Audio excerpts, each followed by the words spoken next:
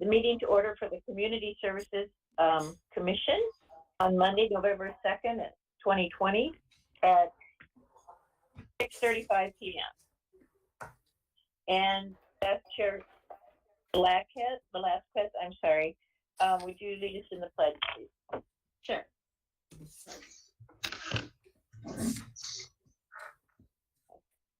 I pledge allegiance to the flag of the United States of America and to the republic which it stands, one nation, under one God, nation, indivisible, with with liberty and justice for all. Okay. I will turn my phone down when I'm not speaking since I can't put it on mute from here. Okay. Adrian, will you please call the roll? Yes. Chair Cabot, Present. Vice Chair Velasquez, Present. Commissioner Chung Won Ham, present. Commissioner Fang, President. and Commissioner Huerta. Yeah, he's not here. Okay, we'll start with some announcements from the Community Services Manager. Lucy? Thank you. Tonight's meeting is live streamed on cable channel 3 and our online platforms. Please email all public comments to lhakobian@sgch.org no later than the time the item is considered by the Commission tonight. Comments will be read for up to 3 minutes each. Comments received after the end of the public comment section will be forwarded to the Commission after the meeting. If you wish to be added to the distribution list to receive Commission agendas, please email your request to the same email address. Thank you. We don't have any presentations this evening. Do we have any public comments? As of right now, we do not have any public comments, Chair. Oh, okay, the next item is approval of the minutes. The minutes are a record of the official actions taken at the Community Services Commission meeting on October 5th, 2020. The recommended action is approval. Do I have a motion to approve? I'll make a motion. Thank you. A second? Nancy or Amy? Can I second it? I think Amy was trying to, but she's on mute. She's having the same problem I did, only mine. Okay, we'll put Amy and then Bronwyn did this one. Okay, thanks, ladies. All right. New business. An update on the dial-a-ride request for proposal. Rebecca Perez, Community Services Director, is going to give that presentation. Thank you, Chair Cabot. Just to give a brief update, the bids or the proposal deadline for the request for proposals did close on the 28th of October, and we actually received one proposal, which is from First Transit, which is our current dial-a-ride provider. We do have an interview set for that provider tomorrow afternoon, so we unfortunately don't have a report for you other than to mention that we did receive one proposal. We did reach out with we had received questions from another vendor, and we did reach out to that vendor just to get some feedback as to why they did not submit a proposal. And they indicated that they chose not to submit a proposal for a combination of reasons, including the unknown impact of COVID, and also they did not believe that they could be competitive with the current vendor's proposal. And so at the October meeting, the Commission had voted for Vice Chair Velasquez to participate as part of that committee, so she will be part of our interview tomorrow. And we do have a team that consists of community services staff, obviously Vice Chair Velasquez, a staff person from our finance department, and a staff person from our public works department. Obviously, public works handles the vehicle maintenance, fleet maintenance for the city. So they are more familiar with those aspects of fleet maintenance, even though this fleet of vehicles would not be handled by our city. They would be handled by the contractor, but they're just more familiar with those aspects. So we are looking forward to an interview tomorrow, and have been in communication with the vendor, and they are looking forward to the interview as well. With that, the plan at this point is to have that item go to the City Council for approval at the November 17th meeting. So we'll have a report for you at our December commission meeting. And that's the end of my report. I'd be happy to answer any questions. And this is the same company we've been using for quite some time, right? Sure. Yeah. Yeah. Anybody else have any comments or questions regarding this? So, Bronwyn, you can give us a report at our next meeting then, right? In December, yes. Yeah, Mhm. yeah. Cool. All right, thanks for doing that, Bronwyn. Okay, the next item is Prop 68, and this presentation will also be made by Community Services Director Rebecca Perez. Thank you, Chair Cabot. The City of San Gabriel did submit, you will recall, an application in 2019 for the renovation of Smith Park, which included various aspects, primarily renovation of the pool, as well as the addition of a dedicated pickleball court, and a variety of other aspects that were included in that. We were not funded in 2019, unfortunately. We found out in February, just before the pandemic hit, that we had not been funded for that round 3 opportunity. We learned in late summer of this year that the state was having a final 4th round of funding for the Prop 68 grant. And we have had a conversation now with the state about our application, and while they weren't able to tell us our exact scores that we had received, they were able to give us some good feedback on our application and on our proposal. There were only 2 projects that were renovation projects, which ours is also considered, that were funded at the full $8.5 million value, which is the amount that we had applied for, and none of them were down within LA County. So we have had a chance to review those projects and see what we might be able to add, as well as have the conversation with the state. We are planning to submit for this 4th and final round of funding. There's over $100 million more than there was for the last round of funding. So there's $395 million available for this round of funding. And we just learned today, and it's different than what's in your report, because again, the information just came in today. The initial deadline or due date for the grant application was December 14th. And we just learned today that they have just moved that back to March 12th, 2021 for the grant to be due. So that gives us a little more time. We had already put out information about our community meetings that we're holding, and so we're going to continue with those as we had planned. Will just give us a little more time if we need to add another community meeting or get some additional input, and then obviously some additional time for writing the grant. We have hired our team that we worked with last year. So we have a consultant, grant writer, Interwest Consulting, that we're working with. And we have a consultant that we're working with for the community input aspect of it, as well as we're working with RHA Landscaping for the design of the project. I think that we did have our first meeting this past Saturday. We have kind of geared our meetings towards some of our main community groups that we partnered with, and that turned out to our last community meetings for the 2019 round. So that was a large group from the pickleball group that plays at the park, as well as from our pool users. And so this last weekend, we had a lot of feedback from the pickleball users, because they play on Saturdays, so they were there. And actually, the San Gabriel Seagulls were having a virtual swim meet. They can't have swim meets in their normal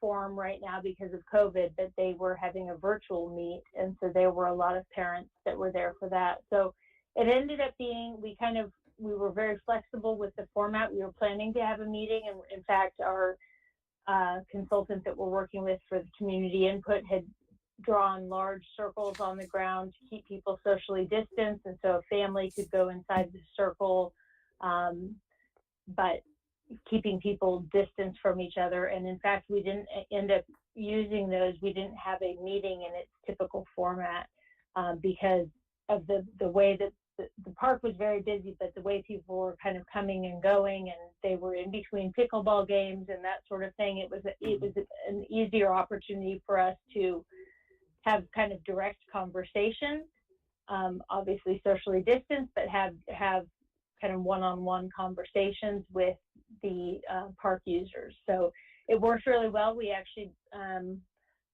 we had 53 surveys at the end of the day, and had 53 people sign in. So there was a lot of use at the park. It just didn't end up being exactly how we had planned it to be, but it worked out great.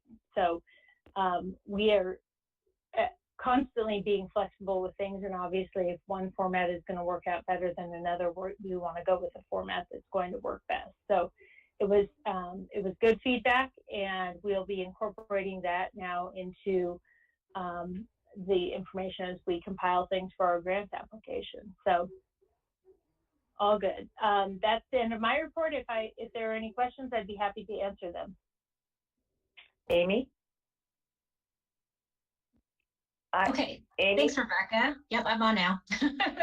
Thank you. I just had, I took the online survey, and so I was curious if those questions reflected some of the feedback you had received from the state regarding whatever was missing from the proposal before. Very, very much so. So some of the feedback that we received was adding some cultural information or more detailed cultural information into our application. So that's the reason for asking one of those questions.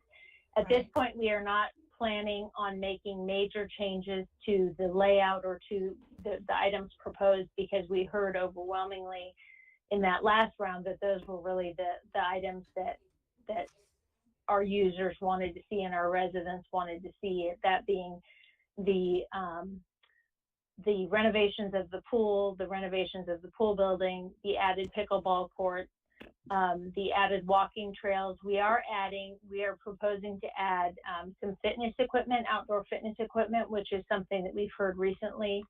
We have that now in 2 of our parks. We have that at Marshall Park and at Vincent Lugo Park, but we don't have any of those fitness stations at Smith Park. So that would be a good opportunity for people that are using the walking trail to be able to stop and use some of that equipment. But you're exactly correct that those are some of the comments that we heard from the state and some of the areas that we need to beef up, if you will, in our application. And so that's the feedback that we're looking for. So that just leads to my second question. So you mentioned that our last proposal was for $8.5 million. Is that correct? So That's correct. What do you anticipate the new proposal being? Any idea? I don't know. So I'll be honest that staff went into the meeting with the state pretty sure that we were going to request a smaller grant amount because there were only, like I mentioned, there were only 2 projects that are renovation projects funded at that full amount. That is the largest amount that we can apply for. And then after talking with the representative from the state, her comments were, you really should submit the project that the community wants and needs. And so at this point, I don't know if we'll do the full 8.5 million. I think I personally would like to see it a little bit under 8.5 million, just because I feel like that gives us a little bit of an advantage. There were more renovation projects that were funded at lower amounts. And because of, by sheer fact that we're submitting a renovation project as opposed to a new park or a expanded park, we are already down some points in that category because the largest amount of points go to a new park. So while they'll fund a renovation project, we already are at a little bit of a disadvantage right there. So I don't know where we will exactly land. The only the layout change that we are looking at is the original plan included the removal of the current restroom building on the south side of the park. And since that time, Public Works has actually been working with in-house staff to renovate those restrooms,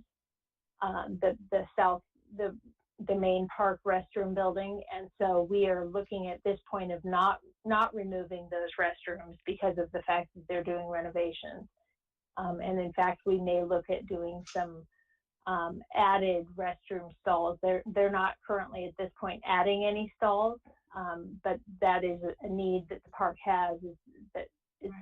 The park has doubled in size, and yet the restrooms were never increased to meet that need. So that's something we're looking at doing. But other than that, the pool may need to change a little bit just because of the sheer fact of not removing that building on the south side. So. Thank you. Sure. Bronwyn or Nancy, do you have any comments or questions? No? Oh, I have a couple comments on, okay. I have a couple comments. Is there something else you would, because you kind of have to, if you're going to lower the bar, what you're going to add, you're probably going to have to take off more than just the restroom renovation. Is that right? You think so? Yes, if likely if we end up lowering that, the other possibility we have is we do have the ability, though there's not a match requirement, we do have the ability to indicate that the city will match some funding. So we could, for example, pay for some portion of the project, in which case that could reduce it. So that's one aspect. There are some other things we need to look at, and I think our landscape, I know our landscape architect has already taken a look at what that what the plan looks like, and if there is a way of reducing those costs. So we've only had I think one internal meeting with that team to discuss really the cost estimate, and I know we want to have these meetings and then be able to return with that information as well. So it very well may stay at the 8.5 million though. Oh, okay, because if not, you're going to have to determine what you cut. Like you said, the bathrooms the city are going to do anyway, and I think the top priority is definitely the pool area, isn't it? I mean, that's at the top of the list, and everything else would be expendable. I hate to say that, but if you know, I would rather we got some money than none at all, and I'm sure that's the way you feel too. Couple other questions. Now, you have to have a certain number of community meetings to apply for these, correct? So with the first round of funding, we did, and we met, the state advised that we met that. I think we actually exceeded that requirement with the amount of community meetings that we had. Because we are reapplying and largely submitting the same project, there's not as large of a requirement. We are basically, I don't think, Lucy, correct me if I'm wrong, but I don't even think at this point we actually have to do community meetings because we're submitting the same project. We chose to do them because we want to continue getting that feedback in, because we have some of the input from the state that we want to get feedback on as well. And those are the elements that you've seen in that.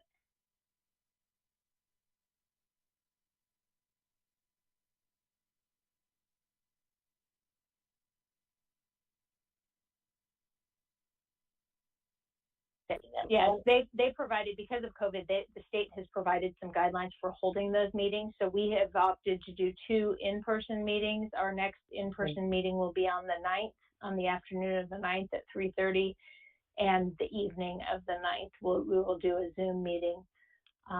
So we'll have an opportunity for someone that doesn't feel comfortable coming out or is not able to make one of those other meeting times, but can do a Zoom meeting. Interwest Consulting, is that the gal that I met in the library for the meeting the last time? Is she the one that does the kind of the organizing for you? I'm trying to remember who was at the library meeting, but likely it was. So Pam Ugar is from Interwest Yeah. Consulting, and she's our grant writer. So she's Right. doing, she's at many of the majority of the meetings, and doing a lot of the, and did do some of the interviews for the last round of funding. Yeah, she's the one I met. She does excellent work. And one last question, and then we'll move on. Who did you say the landscape architect was? Is it the same person that did a few years back that checked about our parks and everything? No. No. So that was, I think you're thinking of the Parks Master Plan. That was an Yeah. outside consulting firm, not a landscape firm. That was Green Play, and this is Okay, RHA yeah. Landscaping. So this is a okay. local Cool. landscape firm. Yeah. Yeah, we kind of want to stay local. All right. Anybody else have a comment, question? Okay, we'll move on to playground reopening recommendations, and Rebecca, Community Services Director, is going to present that again as well. We provided a brief report. LA County did make it available for, and provided reopening protocols for reopening playgrounds on October 1st. We have been compiling information from a variety of cities. There's quite a group of cities that are connecting on all of these reopening procedures and such, and so have compiled some information. And we've been working closely with our Public Works Department. They are the department that does the majority of the maintenance of these playgrounds, and so they have been the ones that have been charged or tasked with trying to keep the playgrounds closed during this time. And so we have coordinated with them, and we're looking at a date of November 16th to reopen those playgrounds, and that will provide us the opportunity to make sure that we have all of the sanitizing equipment that we need. Public Works has just purchased some sanitizing sprayers, I guess I'll call them, that they can use more easily to sanitize the playgrounds. And so they have those, and then we will provide, Community Services has provided all of the signage. So we'll work to complete that by that time, but it will give us an opportunity to have those open and in place before the holiday week, before our students are out of school, and give us a couple of weeks then to kind of get our protocols underway before that kind of mass of children during that Thanksgiving break week. And so playgrounds will be sanitized once a day. And again, this is kind of there are a lot of different protocols that cities are utilizing. Some are sanitizing each day, some are not sanitizing every day, and putting the information out on their signage. So the Monday through Friday will be Community Services staff, and then Public Works will be sanitizing on Saturdays and Sundays.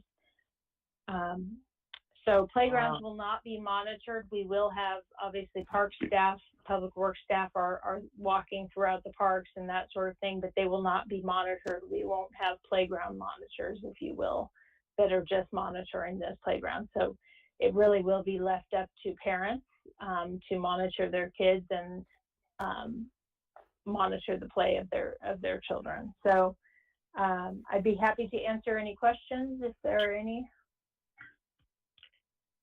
Anybody have any questions? Amy? Rebecca, is there any plan to open the joint use facilities with the school playgrounds since you're opening parks in November? Yeah, so I've had a couple of conversations actually with the San Gabriel Unified staff. And in fact, Lucy and I have a conversation this week coming up with Superintendent Simmons, so we can definitely ask that question again. I know they were not open to the idea of opening them. In fact, I had asked about tennis courts even, which are also on the Washington campus, and that was not something that they were willing to open at this time. So that may have changed, and we can definitely indicate that we have protocols in place, and that, you know, we can even offer up our staff to do the sanitizing of those playgrounds. I would assume at this point that they don't have the staff on campus to do that type of sanitizing and monitoring of the playground space. But we can offer that as an opportunity to get those open for our residents. So we can have more information on that coming out to the commission. And obviously, once we have that information, we will also get that out to the public, so the public knows when those are open. Well, you know, we're kind of back to. Sorry, I have to leave just to pick up my son. So I will be back Okay. very soon. Okay, I'm very sorry. Sorry, Ryan. That's all right, Nancy. We'll see you when you come back. We're kind of back to where we were before the joint agreements in terms of having, you know, people jump the fences. I mean, I can tell you there's plenty of people using the facility now, you know, in a unauthorized way. And so, and, you know, I understand there's a great need to go out and play and exercise and be in the outdoors Sure. with the park space. So I would definitely, any way we can convince the district to be flexible with that, I think would benefit everyone. Sure. And I I had don't. a question. Oh, go ahead. Okay, I have a quick Amy, question. are you finished, Amy? Yeah. Okay, Prana? With Gabrielino going back into starting sports, we've been given the green light to get our physicals, and we have dates to start for football to go back and a few of the other sports. Would that possibly be maybe more of an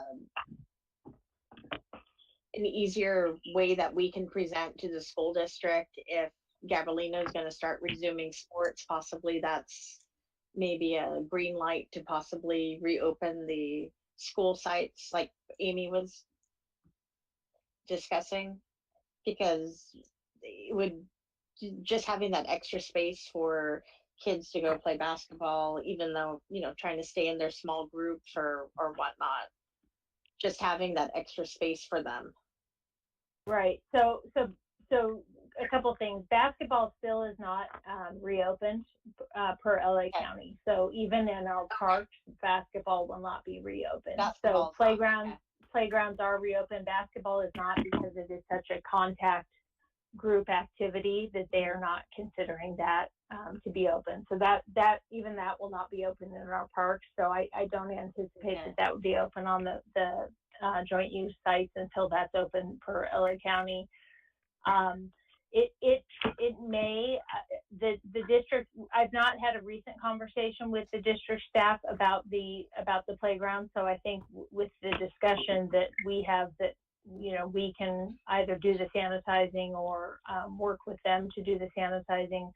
I think that may be convincing. I know Lucy's had more recent conversations or correspondence with Superintendent Simmons, but it was largely around when there might be an opportunity for our after-school programs to be back. And in fact, that's kind of the emphasis of the conversation this week. So we've just not had those recent conversations with them. I don't doubt that they are in just as many meetings as city staff is regarding the reopening of these things through LA County. So I don't doubt that they're familiar with the fact that playgrounds can be reopened. But I just don't know where they stand with their campuses being reopened. So that is definitely something we can discuss on Thursday. We have that meeting on Thursday with him, so we can definitely discuss that. And then my last question was for the signage that will be on our signs for the playground. Will there be any guidelines for maybe perhaps time frame of how much time families should stay on the playgrounds? 30 minutes, or will there be a... That's a great point. We can look on that. Again, we do have guidelines both from LA County and from many of the surrounding cities as people have incorporated this. So we can definitely look at that. I think that's a great idea, just encouraging people to not spend 2 to 3 hours on the playground, but limiting your time so that more people can utilize these Utilize things. I it. think that's a great suggestion. Yeah. Okay. And back to Chair Cabot's comment about the, and actually, I think Amy may have mentioned it, that people are hopping fences and that sort of thing. I don't doubt that during this whole time that playgrounds have actually been closed, that people have been utilizing the playgrounds. And we actually have maintained, we have a brand new playground at Vincent Lugo Park, and we actually had maintained a construction fence around the playground because of the sheer fact that we were trying to reduce the lure of a brand new playground at the park. And so I don't doubt that that's happened both on the school sites as well as in our parks. So we understand that we are wanting to get them open as soon as possible. We just want to be sure that staff has the protocols put in place and is ready to maintain those in the way that we're saying we can maintain them as well. So. And then one more question is, with the extra sanitation for the playgrounds that we'll be doing daily, is there an added cost on all of that? So that actually Public Works will be maintaining that. Many of the costs that we have incurred for due to COVID, we have been maintaining those costs in kind of a separate line item, if you will. Because there is some funding that's available to cover some of those costs. Whether or not that will ultimately be covered or not, it is yet to be seen. But it is obviously something additional. We didn't used to have to sanitize playgrounds. That's something different than what we've done, and so obviously it would be an eligible COVID cost. There's a lot of things that go into that as well, and in terms of there's a lot of costs that have been additional because of COVID. So I will say too, as you all know, we have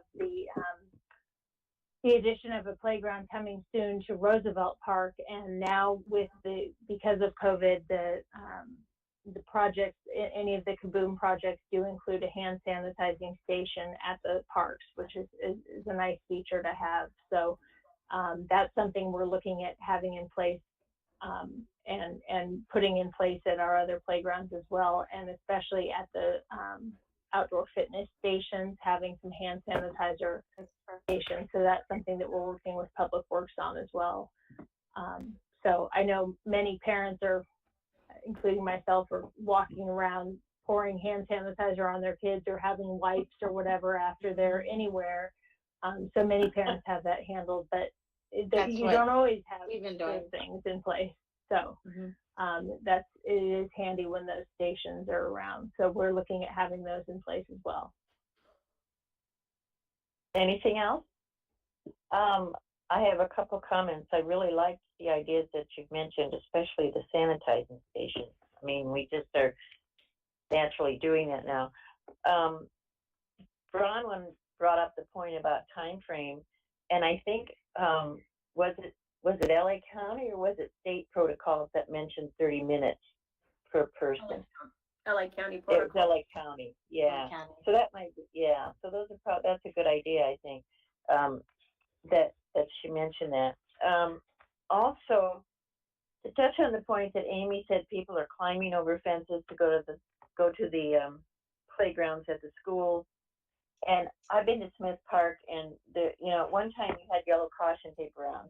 Now that's gone, and their kids are playing there. There weren't a whole lot, but my concern is, do we have liability as a city if somebody gets hurt or injured when you're not supposed to be on it like that, especially if they're climbing over fences? I mean, do we have warning signs that said, no, you're not supposed to be here, we're not liable for that? I don't have an exact answer with how if someone climbs over a fence. I know when the caution tape is something that has been a continual challenge for Public Works, and that's where I'm saying that at this point, yeah. Right, yeah, and so basically it gets torn down completely. I don't doubt that even if someone climbs a fence, that there would be some ability for them to sue. Whether or not they would win ultimately would be another question. And obviously that becomes a joint situation if it's on the school district campus, but it's a joint use park. It would become probably where they would, both agencies, I'm guessing, would have some liability there. So I don't believe at this time there is, right, I don't believe at this time there is signage saying, you know, stay away. I think we're anticipating that with the gates being closed and locked, that people are hopefully obeying those rules. But Amy's correct that, or Commissioner Chung Von Ham is correct that we are back where we were, where people before the joint use parks, that's what happened as well for use of those facilities. So as I mentioned, we will bring that up with Superintendent Simmons and mention that, and obviously you as residents are seeing that, you know, and seeing the people climbing fences and that sort of thing. So we can definitely report that to him as well. Yeah, I'm just concerned about the liability, because it doesn't take much for someone. They might have a kid climb over the fence, he falls and gets hurt, and they would sue the city and or the school. They may not have standing, but that's still an issue. Sure. If it's not posted. The only reason I say that is in Iowa on the farm, if you don't have it posted, no hunting, if someone gets injured when they're hunting on your land, you're liable. If you have it posted, then you kind of have yourself covered. I don't know what it is out here in California and if it's the same applies, but I do think it's a concern if we're going to, you know, at least a sign that says closed for business or closed for activity, so that they know. I don't know. We'll bring that question up with the superintendent as well, and or with our risk manager as well. If the answer is no, we're not going to be opening those joint use facilities, then we'll see what if signage needs to be placed. Yeah, it would just be as simple as putting up a sign that says this park is now closed, you know, or enter at your own risk or whatever, so that you're at least covered from any liability. Okay, any other comments regarding, oops, I lost my script. Thank you, Rebecca, for all those reports. One more quick covered comment. a lot of, one more quick comment, sorry. Regarding for the playgrounds reopening, Rebecca, would it be possible maybe the community services staff, the ones who put the nice videos together, maybe they can do a small video on playground protocol? Because not everybody is going to go to a playground and, you know, follow rules. We've witnessed that at Lacey Park when we've gone once, and it was a wild west there. But I figured maybe, you know, if there's more information out, more, since so many parents do utilize social media, maybe that might be a good little constructive tool to encourage people to 30 minutes, sanitize, don't go if you're sick, wear your mask, all of the above. Good idea. That's a great suggestion. If for those of you who may not have seen our Facebook videos, we have some key staff who we utilize, who are very animated and do a great job of making these videos. So we will. That's what I figured. Maybe have some of them going down the slide, or sure, you know, like acting, you know, like kids, and then one being the parent, you know, telling them, you know, mask, clean hands, things like that. And then that might be something engaging that'll make the chores that we have to do, you know, enjoyable. That's great idea. Some of the staff are basically kids yet, I think, aren't they? They're not Just make sure if they dance, then we're set. They look like they're like out of 6th grade, some of them. So that's a good, seriously, but then I'm old. So Bronwyn, good point. And I can't believe that people just don't follow the rules, Bronwyn, when they see the signs. No, they when we went to Lacey a week ago, was a Wild West out there, and we pulled our girls from the park. We weren't actually, our girls pulled themselves because they said people weren't Oh, following really? rules. Oh, that's Ron, too the, bad. the park is mask optional there. That's part of it. Oh, that's right. You're right, Amy. Yeah. Because you can still go to Lacey and people are doing that loop, and Amy's right about the optional. Oh, that's too bad because that's a public, at a public place like that, especially with little kids. Wow, I didn't know that, but I don't ever go there. Okay, are we moving on then? Okay, special events update will be made by. Oh, and I didn't say this. I apologize. Public comments are closed. So we didn't have any. I don't think, did we, Lucy? No, we did not. Okay. I wasn't worried about it. Okay. A special event update presentation will be made by Community Services Lucy Jacobian, and also public comments are now closed for that item. Okay, Lucy? Thank you, Chair Cabot. Staff have been very busy, as you may have known. We started off our Halloween mood with a drive-in movie on October 16, showcasing Hocus Pocus. It was well attended with 34 cars. Coming up this Friday, we will be having our Dia de los Muertos concert.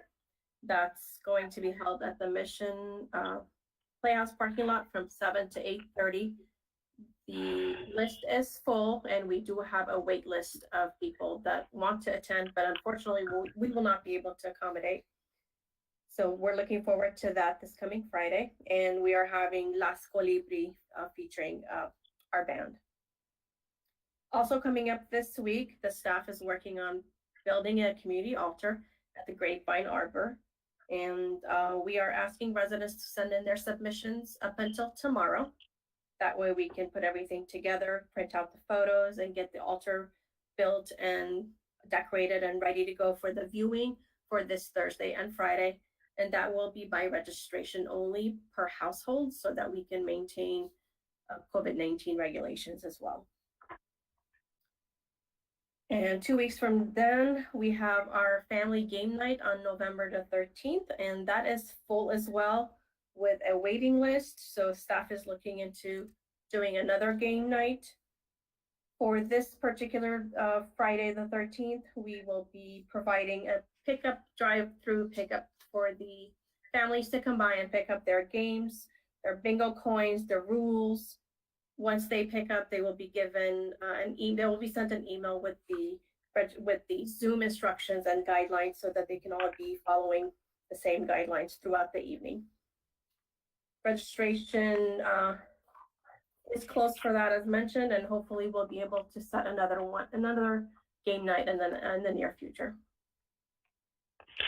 St. Gabriel Community Cookbook. This is our very first cookbook get-togetherness, putting together family traditions and recipes that people have held on to, and hopefully they'll be able to share with the community.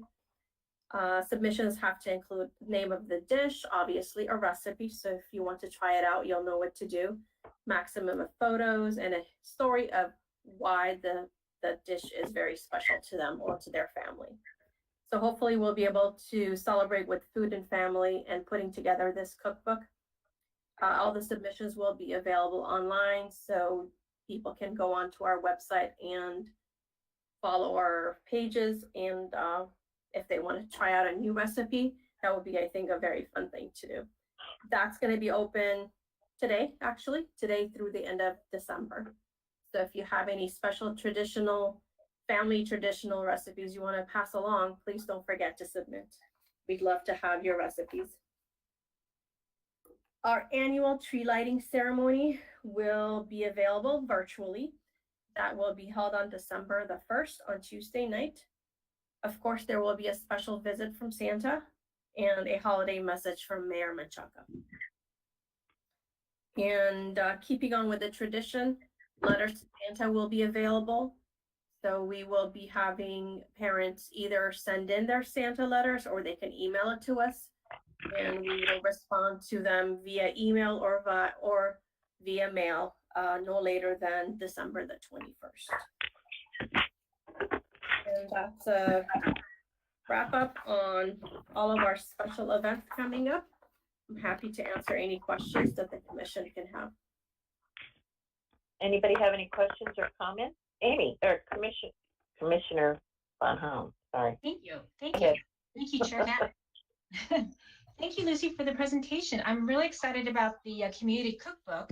Is this focused on the holidays? There's a holiday theme to this, or is this kind of year round, or It is could it be, arranged in a different way? we were trying to do it themed based around the holidays for Thanksgiving and Christmas, but obviously we will not turn down any non-holiday themed recipes. So anything that a family has treasured and they want to share that love with us by providing us a copy of their recipe, I think we will accept. Wonderful. Any other comments or questions? I think it's an excellent idea. I have one question. Okay. And I Go know ahead. it's not our department, but I was just wondering if there's been any word on if Santa will be able to be on the fire truck during this holiday season. Because I've had Yes. families have asked me that. And We have reached out to fire department, weather permitting, and of course, anything related with COVID. They are planning to have Santa do the regular December 20th through the 23rd, I believe, visiting the Okay. neighborhoods. There will be some restrictions because the kids won't be able to get up close with Santa because of COVID, but weather permitting and hopefully cases with COVID are on the low side. They are planning to continue can with drive that him tradition as through. well. Yeah. That's we'll good. keep Cool. Yeah. Any other questions or comments? I too would like to commend Lucy and Rebecca and staff for what you have accomplished. My goodness, these are wonderful events. How many cars can you accommodate in the parking lot for these events? Because you said they were full. 50 cars. Okay, that's kind of what I guessed. I think it's great that you're already registered full. That's wonderful. Mhm. And then, yeah, so both of these events, family game night and the concert, are full. I really like the idea of family game night. That's fun. Yeah. Sounds like a fun idea. Community cookbook, of course. I was sitting here trying to think of recipes that have been in my family, and you know, that's covering a lot of territory. And but what's funny is and you might feel this way too, ladies. I think, oh well, nobody's going to want that recipe, even though I've grown up with it or we've used it all the life. But what we did in the Midwest is different from what you people do in the West Coast, and vice versa. And we have so many different cultures. That's the exciting part right there. So I'll try to come up with something from the Midwest. I'll look out for All your right. Sherry, your corn dish you make, you should submit that. That is delicious. You know, I thought of that, Bronwyn, because That that's is where I started absolutely. making. And I it's love it. Bronwyn and her family like it, and wherever I bring it, everybody says, "Oh, just bring your corn casserole." And I think nothing of it because I've done it for so many years, and it is simple. But out here, It's great for holidays. Yeah, it's new. So okay, corn casserole in there, but you got to come up with something too, lady. I think I every will. commissioner should be required to put something in that cookbook. Okay. And any other comments regarding? Let's see, where are we? Before we adjourn, commissioner comments. Anything that you've done? Anything you need to tell us about? No. I will comment. Of course, I always have a comment. I went to the trunk or treating Friday night, and what a success that was. Kudos again to the staff. Actually, City Councilman Tony Ding called me and said, "Are you going to go?" I said, "Oh, geez, I was at the grocery store." And I said, "Sure." So I'm glad I went. It was really fun. They had a great turnout. Do you know how many cars you actually had come through, Lucy? Approximately about 250 cars. Oh, my word. I had no idea there were that many. But it was a lot of fun. It was very well organized, and the costumes were really cute, and I'm glad I did go. I took pictures and posted them on Facebook Live, and then Lucy also told me that they had hired professional photographer.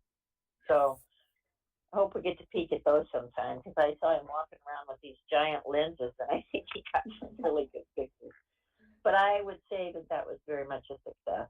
So thank you for organizing that. And now, Lucy, you want to tell us about the dates to remember for November? Yes, quick reminder, tomorrow's council meeting is canceled due to the elections. And as mentioned earlier, the ultra viewing is set for November 5th and the 6th, Thursday and Friday of this week by appointment only.